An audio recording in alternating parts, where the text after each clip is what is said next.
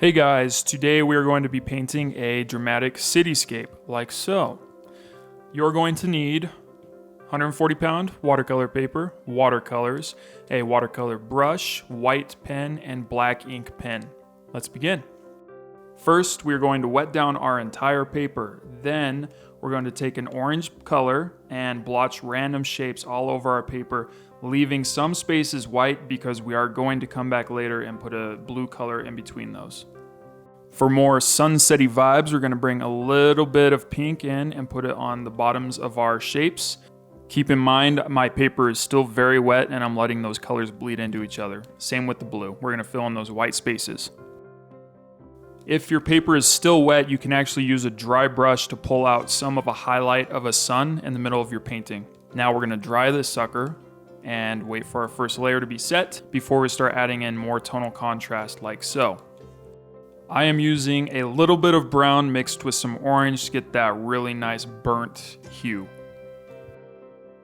And yeah, you can basically build up those frickin' tones as much as you want. I brought in a little bit of black to accentuate those beautiful shadows. And then we're gonna dry our layer again before we continue. For the reflections in the street, I just brought a little bit of pink and brushed it roughly across the surface, keeping my lines going horizontally. This next part definitely scared the bejeebies out of me, but you start building up the shapes of your buildings with basically pitch black. I'm having a very loose brush stroke here with a lot of paint on my brush, and I'm working on a dry canvas so that my paint is very, very dark. Don't be afraid to build your shapes. It can be a little intimidating, but just go for it, and you just gotta take that leap of faith. As your buildings go further back, make sure they become lighter in contrast. That helps give the perception of depth. The further the buildings are away, the hazier they will be and less detailed. Keep building up your shapes with however you like them. I wasn't even working off a reference. It's really up to you at this point, so have fun. Try not to be too scared, but I swear it'll turn out in the end. Promise me, or trust me, whatever. You know what I'm saying.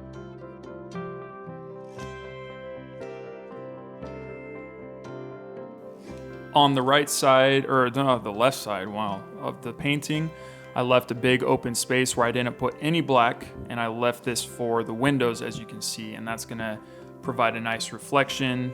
Try not to fill that space in. If you want windows there, you can choose to do whatever you want. I really don't care. But I chose to left mine open, and then I can come back later and really work with those and make them look more like reflective windows instead of blocks of meh right now. This was definitely my most favorite part. I'm starting to add in little telephone wire lines and they could be clothes hanger lines, I don't know. But I just kind of put random lines wherever I thought. They grow smaller as they go further back, obviously for keeping consistency with my depth. And kind of just added them wherever the freaking heck wherever I wanted to. And I also built up some little telephone poles as well. Very rudimentary shapes. I'm not doing anything very detail-oriented right now. Blow dry the freaking crap out of it and dry that layer before you continue onward, or else you will regret it. So here's where the pens come into play. I use my white pen to bring in some highlight details where I want like windows and some stuff on the wires and on the buildings. And that gives it contrast and visual stimulus, I guess, in the image. That's a horrible word for it. But then for the little dude, people are kind of hard. I just did a very loose shape of what I thought a person looked like. And I think it worked out pretty well. It doesn't have to be very detailed. He's going to be like a little black blob, basically. Little feet there. But you can kind of just do whatever you want. And then I use my black pen to bring in more details, mostly later on, just for the fine details that my brush can't get. But that's the purpose of the pens, and they really help, and I really like the look of them, specifically for this style of art.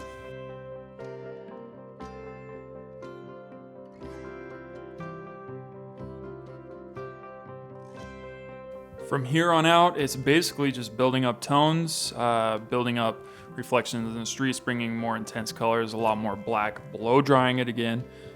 Bringing in those fine details like I mentioned earlier with my black pen. That's really nice because it's such a fine tip that I can really accentuate those wires. That was a nice word, accentuate. Good job, Aaron.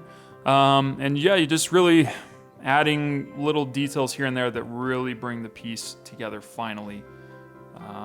And that's about it, dudes. Yeah, it's a fairly fun, simple piece that you could be able to, you shoulda, woulda, you know, that you could do at home. That's what I'm trying to say. Just have fun with it. Don't be scared. And that about wraps it up. Let me know in the comments how I'm doing. If you have any suggestions, don't forget to like, comment, subscribe, and I'll see you guys back at the next one. Thanks.